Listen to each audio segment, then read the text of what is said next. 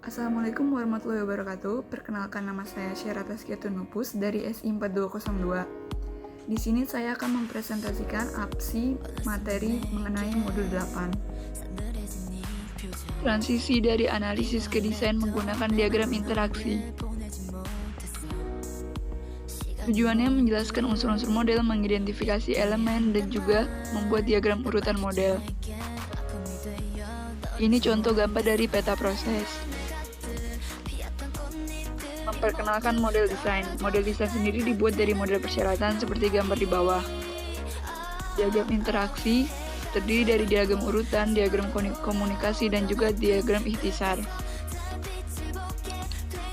Diagram interaksi yaitu terdiri dari satu atau dua skenario use case dan sebuah fragmen dari satu skenario use case.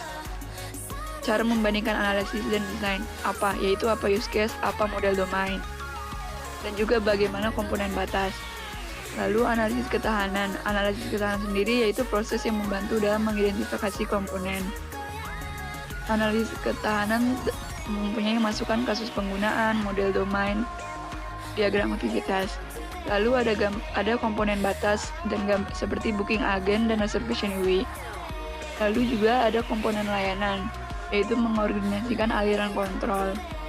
Lalu ada juga komponen entitas, yaitu sebagian besar entitas gigi.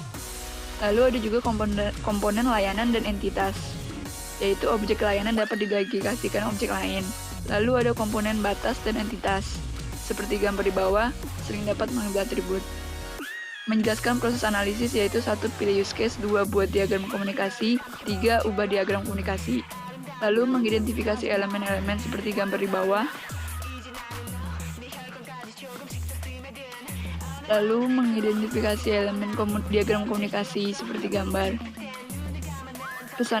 Pesan dapat menunjukkan nama pesan, panah arah, nomor urut yang menguraikan urutan pesan, daftar parameter, kondusif, menjaga, dan parameter.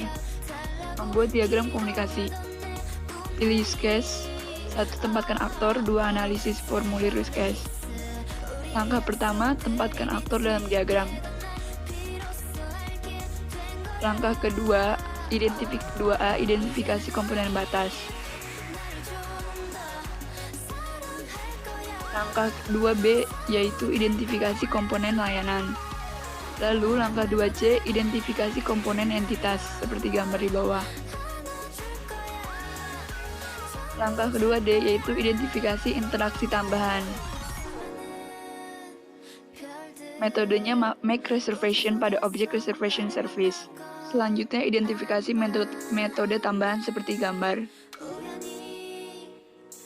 Lalu contoh diagram komunikasi, yaitu skenario primer, skenario sekunder, atau gagal. Contoh gambar dari diagram komunikasi yang pertama. Lalu contoh diagram komunikasi yang kedua. Diagram urutan, yaitu berikan perspektif berbeda, dapat digunakan sebagai pengganti, dapat dikonversi, buktikan lebih berguna. Identifikasi elemen dari urutan diagram seperti gambar di bawah. Fragmen. Penggunaan fragmen meliputi menampilkan loop, menampilkan jalur, mengizinkan dua skenario. Contoh dari gambar fragmen. Contoh urutan diagram yang pertama, skenario primer berhasil, skenario sekunder tidak berhasil. Lalu contoh gambar dari urutan diagram yang pertama. Contoh kedua dari urutan diagram yang gagal. Lalu ini contoh 3 fragmen urutan diagram. Ringkasan. Diagram interaksi digunakan untuk mengidentifikasi komponen. Desain yang memenuhi kasus penggunaan. Lalu interaksi objek dapat divisualisasikan dengan UML. Pertanyaan. Sebutkan proses analisis dari robustness. Sekian dan terima kasih.